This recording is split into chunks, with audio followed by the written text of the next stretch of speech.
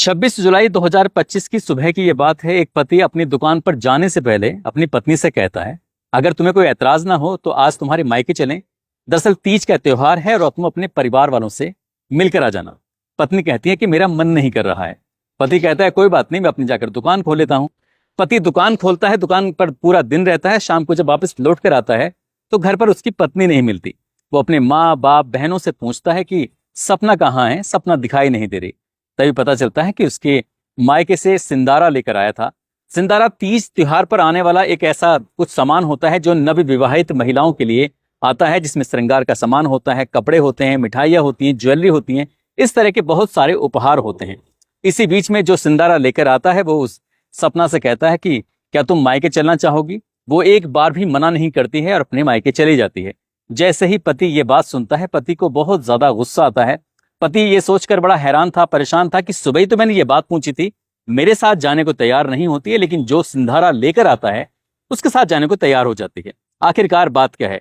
यहीं से एक ऐसे कत्ल की शुरुआत होती है कि जिसका जिक्र फिर अखबारों में, सोशल मीडिया पर हर जगह होता रहता है। आज की इस कहानी के माध्यम से ये जानने की, समझने की कोशिश करते हैं कि जिस महिला की 8 महीने पहले शादी होती है, जो कि 7 महीने की प्रेग्नेंट होती है, उसका इतना भयानक रूप में कत्ल क्यों किया जाता है।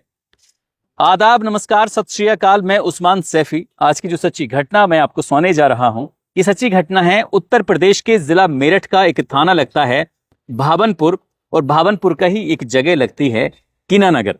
दरअसल कीनानगर का रहने वाला 28 साल का रविशंकर 2 अगस्त 2025 की सुबह लगभग 7 बजे के आसपास गंगानगर थाना क्षेत्र का एक गांव लगता है अमेड़ा, जो कि मेरठ का ही एक थाना है। उस गांव में अपनी पत्नी को वो फोन करता है। सुबह के 7 बजे के आसपास का वक्त हो रहा था। पत्नी से कहता है कि सपना, रात मैंने बहुत ही बुरा सपना देखा, ख्वाब देखा।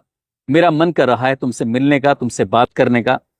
वैसे भी तुम्हें देखे हुए कई दिन हो चुके हैं, क्या मैं तुमसे मिलने के लिए आ जाऊं। सपना ने जैसे ही बात सुनी, उसने कहा ये भी कोई पूछने की बात है, आप आ जाओ। जैसे ही उसका पति रविशंकर अपनी पत्नी के पास पहुंचता है, वहां क्योंकि उसकी जो पत्नी है वो अपनी बड़ी बहन के घर पर रुकी हुई थी, वहीं पर वो रह रही थी। तभी वो अपनी बड़ी बहन से पूछता कि जीजा जी कहाँ गए हैं। वो कहती है कि जीजा जी तो काम पर चले गए हैं, 2 बच्चे होते हैं, वो भी काम पर चले जाते हैं, और जो उसकी बड़ी बहन है दरअसल वो घर के काम निपटा रही थी। इसी बीच में वो मेन द्वार को, मुख्य गेट जो होता है, उसको रविशंकर बंद कर देता है और अपनी पत्नी से कहता है कि चलो ऊपर वाले कमरे में चलते हैं, वहीं जाकर बैठकर बातचीत करेंगे। वो अपनी पत्नी को लेकर ऊपर वाली मंजिल पर कमरे में जाता है, बैठ जाता है। इसी बीच में कहता है कि मैं तुम्हारे लिए एक उपहार लेकर आया हूँ, गिफ्ट लेके आया हूँ। वो कहती है मैं भी देखना चाहती हूँ। जब सपना ने देखने वाली बात कही तो रविशंकर ने कहा कि नहीं, तुम्हें अपनी आंखें बंद करनी पड़ेंगी। अब तुम अपनी आंखें बंद करोगी क्योंकि मैं तुम्हारे लिए एक हार लेके आया हूँ, और मैं उस हार को अपने हाथों से तुम्हारे गले में पहनाना चाहता हूँ।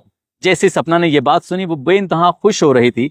इसी बीच में आंखें बंद कर लेती है और रविशंकर अपनी पत्नी से कहता है आंखें मत खोलना जब तक मैं ना कहूं। पत्नी बिल्कुल आंखें बंद कर लेती है, और आंखें बंद करने के बाद वो इंतजार कर रही थी कि कब उसके गले में वो हार सजेगा जिसको उसका पति लेके आया है। जैसे ही हार को पहनाया जा रहा था, यानी कि हार तो कोई था ही नहीं, वो अपने पास से एक धारदार हथियार निकालता है। हथियार निकालने के बाद अपनी पत्नी के गर्दन पर रेत देता है। जैसे ही पत्नी के गर्दन पर वो रेता है, हालांकि पत्नी को बिल्कुल भी यकीन नहीं था, विश्वास नहीं था कि उसका पति आखिरकार कर क्या रहा है। वो चीखने की कोशिश करती है। जब वो चीखने की कोशिश करती है तब उसके मुंह को भी दबा लिया जाता है, और उसके बाद वो ताबड़तोड़ एक के बाद एक धारदार हथियार से वार करता है। शरीर का हर हिस्सा होता है, हर हिस्से में वो कम से कम 20 से ज्यादा वार कर देता है।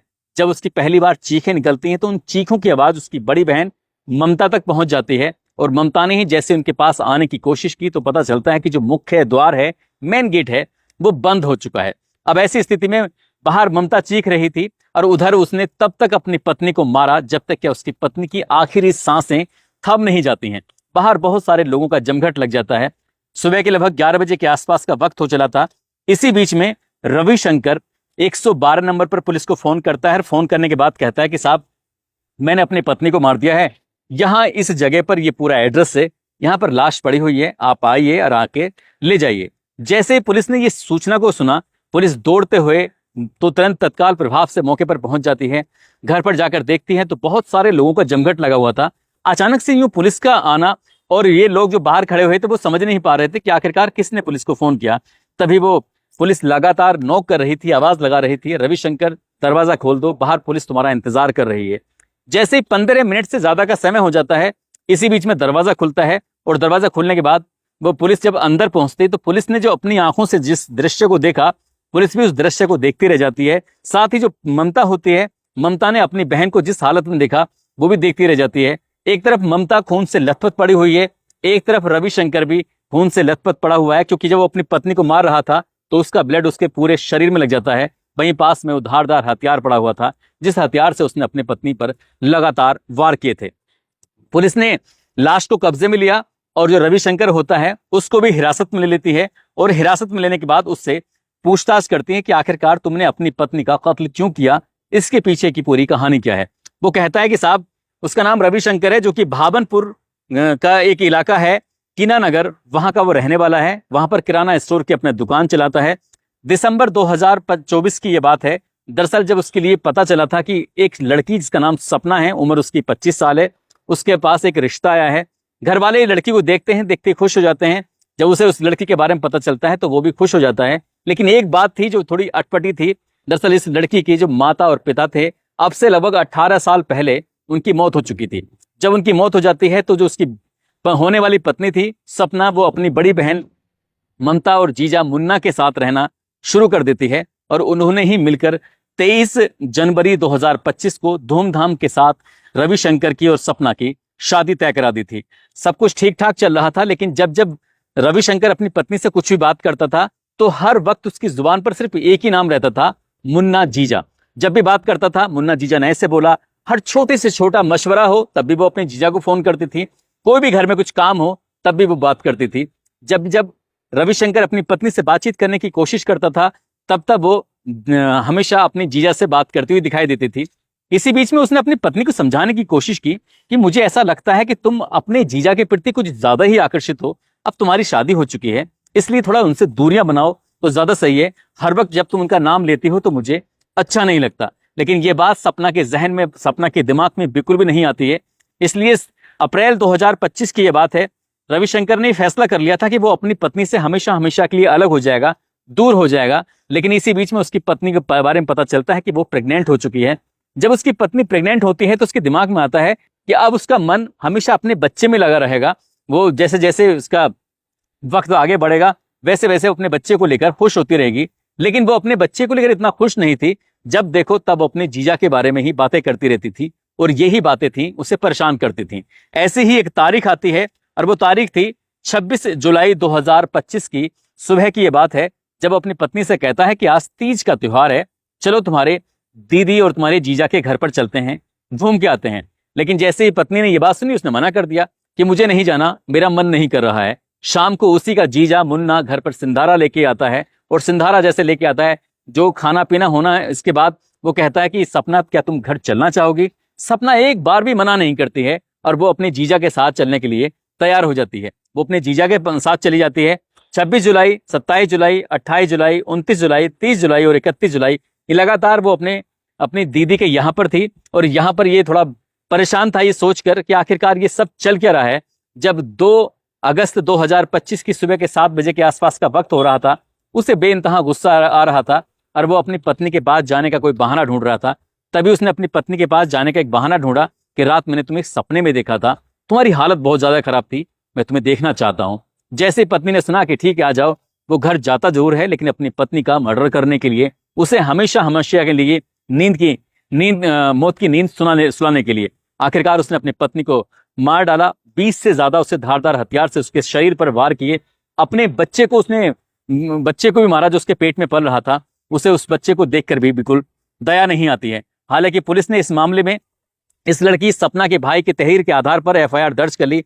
उसने एफआईआर दर्ज ये की कि आखिरकार ये शादी के बाद से लगातार दहेज की मांग कर रहे थे, लगातार कार की मांग कर रहे थे, और हम ये सब देने में असमर्थ हो जाते हैं। इसी बात को देखते हुए इस जो भाई होता है सोनू, उसकी तहरीर के आधार पर सास, ससुर, पति और 2 ननद के खिलाफ एफआईआर दर्ज कर ली जाती है। पुलिस ने आरोपी को घर से गिरफ्तार कर ही लिया था। लेकिन इसी बीच में मीडिया ने उस मुन्ना से भी जानकारी जुटाने की कोशिश की कि आखिरकार इसमें कितनी सच्चाई है, रविशंकर जितना आरोप लगा रहा है कि ये सही है कि नहीं है। इस बीच में मुन्ना कहता है कि ये जो आरोप लगाए जा रहे हैं बिल्कुल निराधार हैं, जब उसके सास और ससुर खत्म होते हैं, उस वक्त सपना महज 5 साल की होती है और उसे लग रहा था कि शायद इसकी देखरेख कौन करेगा, इसकी परवरिश कौन करेगा। तब वो अपने साथ लेके आ जाता है और वो उसे लड़की को, यानी कि सपना को, वो ऐसे पालता है जैसे कि अपने बच्चों को पालते हैं। उसी की वो शादी भी करता है, उसे पढ़ाता है, लिखाता है, सब कुछ काम करता है। लेकिन उसे ये बिल्कुल भी उम्मीद नहीं थी कि जो आरोप उस पर लगाए गए हैं वो आरोप इस तरह से उस पर लांछन लगाए जाएंगे। उसे बहुत दुख है, तकलीफ है कि रविशंकर इस रिश्ते के बारे में समझ नहीं पाया जिसको उसने अपनी बेटी की तरह समझा। दरअसल वो उसे उसके साथ कुछ गलत रिश्ते के साथ जोड़ रहा था। जब इस घटनाक्रम का खुलासा होता है तो लोगों को यकीन नहीं हो रहा था। अखबारों के माध्यम से, सोशल मीडिया के माध्यम से और न्यूज के माध्यम से जो लोगों को पता चल रहा था, तो इस रिश्ते पर लोग कई तरह के सवाल उठा रहे थे और कह रहे थे कि जिस बालक ने, जो 7 महीने का बालक पेट में पल रहा था, उसने अभी दुनिया देखी भी नहीं थी, उसे किस बात की सजा मिली। और काश उस लड़की ने अगर ये बात मान ली होती, अगर बात सच है पति की, तो शायद ये कत्ल नहीं होते। इसमें 2 जिंदगी हमेशा के लिए बर्बाद हो चुकी हैं, कि खत्म हो चुकी हैं। एक बच्चा जो पेट में पल रहा था और जो पत्नी जो अब है नहीं, और पति शायद उसकी बाकी की जिंदगी सलाखों के पीछे गुजरेगी। दोस्तों, इस पूरे घटनाक्रम को सुनाने का उद्देश्य किसी को परेशान करना नहीं है, किसी का दिल दुखाना नहीं है, बल्कि आपको जागरूक करना है, आपको सचेत रखना है। आप जहां भी रहें अपना ख्याल रखें, सुरक्षित रहें। जय हिंद, जय भारत।